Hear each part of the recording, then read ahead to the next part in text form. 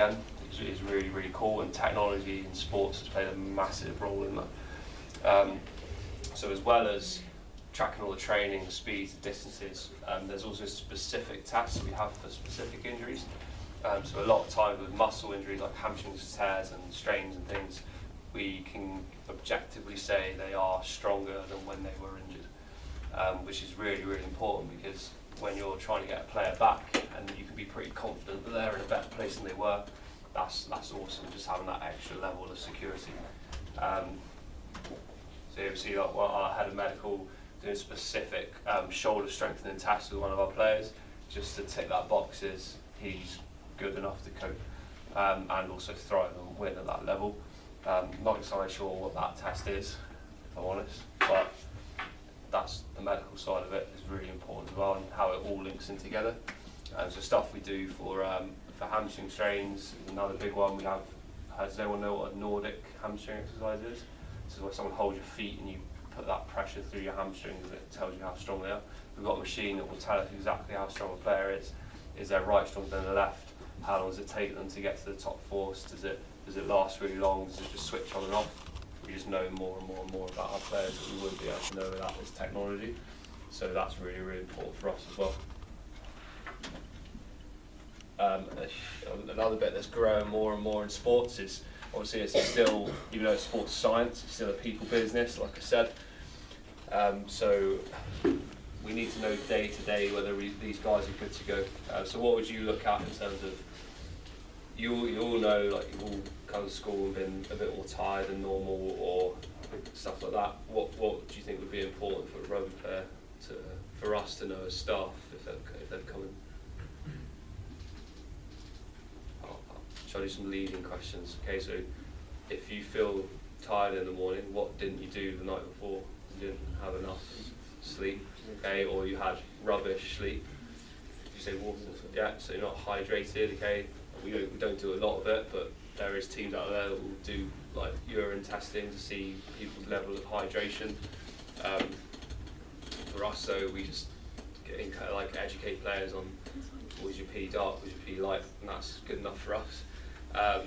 But yeah, we want to know if players have had rubbish sleep, and if they've, even it's down to very small details in elite sport. Like we want to know when do the guys last eat, whether they have their food. Like we can get guys coming in and jump in the morning, and their jumps can be down just because they went for a really big meal the night before. It comes down to that sort of detail, so you have to have all these little bits of information coming in and influencing that. Life stresses, okay, so we've found like one of the biggest things with the age groups in the first team is people are, players are having, and their wives are having kids.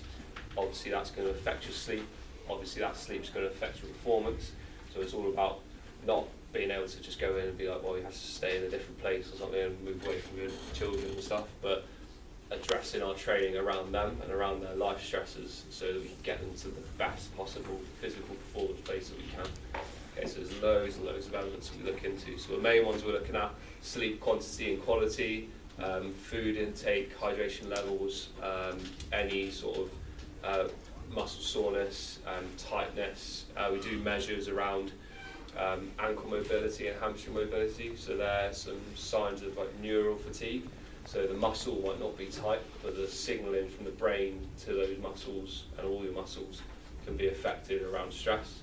And different sort of fatigue levels. So if someone's coming in and we do a test, it's literally called a knee to wall. You just have your foot on the floor and just drive your knee to the wall. So if I consistently get 15 centimetres and one day I come in and I've got 8 centimetres, I've got no injury, it might just mean that I'm really neurally tight. And that's going to affect my performance on the pitch because I'm not able to move in the same way that I can. And we always work off a baseline with that. So if a player is normally getting 10 hours of sleep, that's their baseline. Like, they're very lucky if they're getting 10 hours of sleep. I'd love 10 hours of sleep. But if they come in, they're consistently getting less than that. We know they're below baseline. Same with the jumps. You know what they should be jumping. If they're getting better, happy days. If they're getting less, why? And knowing all of that sort of information. Yeah, so just went through all of those. So the biggest thing, on weight as well is a really important one. And the biggest thing for me is those aren't on their own going to change what I do. as a coach, if someone's a bit tired, yeah, it's not great. I might tweak a little bit of training, but it's not going to be wholesale changes based on that. The bit at the bottom where you spark in a conversation, you're using this stuff to inform you and inform your decisions. To say, we might need to change something here. You speak to the player, that you might go up to them and be like, oh, you've reported that you've not had good enough sleep, and they'll give you the reason, and you can be happy with that reason and be like, all right, okay, well, we can still do this, this, and this. It's not just a panic and be like, oh, his weight's down, we need to stop, we need to give him loads of food or something. It's just developing that relationship with the players and getting the most out of it, which is really, really important. Any questions on any of those? How many of you guys and girls think about hydration, stress, sleep before you compete? 4, 5, 6. Why would that be important? Especially when you're testing people. Completely determines how you play. It completely affects it. Yeah, because sometimes as coaches we might think you've had a poor game and we're going to drop you next week, but you guys come back with the data and that actually suggests no, sleep was wrong, neural pattern was wrong, okay, and we need to address training. So it's not all about what we think as coaches, it's the data that these guys get and you get. Probably more important, I feel. Yeah, it's all that. So there's a really good example actually last night. Had a player come in for a review around their under 18s performance, and it's not just sports science. We have like another role, a big role that's growing more and more, is sort of sports analysis and statistics. So this player had come in and we were having a chat, and he was like, oh, I just don't feel like I performed in the last few games. He said that he didn't carry very well, he didn't tackle like enough, and he was really down about it. And we looked and went, oh, let's just go and look at the stats and let's see what happened. And he was top of the tackle charts, top of the carry charts, that team.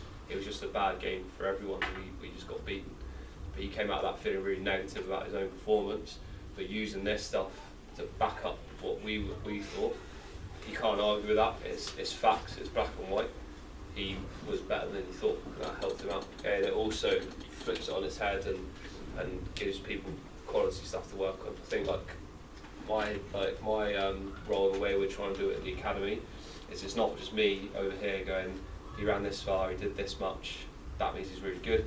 It's the medical staff, it's the analysis, it's the coaches all come together as sort of one team, using all of their expertise and knowledge to get the best that's for the player.